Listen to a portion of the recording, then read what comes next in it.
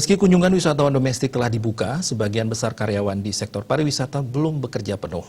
Hal ini disebabkan masih minimnya kunjungan wisatawan domestik. Wisatawan domestik telah dibuka sejak Juni lalu, namun belum berdampak signifikan terhadap menggeliatnya sektor pariwisata, khususnya meningkatnya hunian hotel.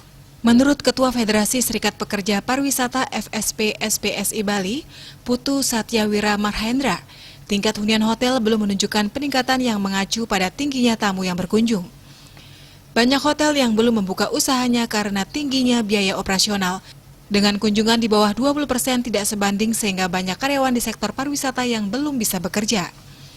Sedangkan bagi hotel yang beroperasi terbatas, karyawan yang bekerja masih dalam keadaan tidak bekerja full dalam seminggu dan menggunakan sistem bergilir. Dari informasi yang kami dapatkan bahwa tidak semua para pekerja yang menjadi anggota SPPAR perusahaannya sudah buka, terhitung dibukanya domestik oleh Bapak Gubernur.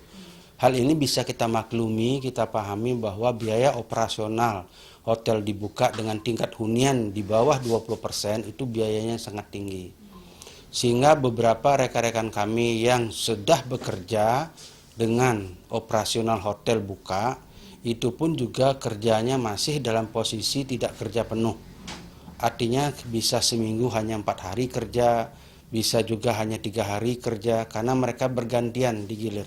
Satu, ketika mereka buka, mereka akan merawat perusahaan tempat mereka bekerja, menjaga kebersihan dan sebagainya. Yang kedua, memantapkan standar COVID pelayanan kesehatan itu sendiri, sehingga ketika benar-benar buka nanti betul-betul pelayanan prima dengan standar COVID itu bisa diberikan kepada setiap tamu yang datang ke Pulau Bali.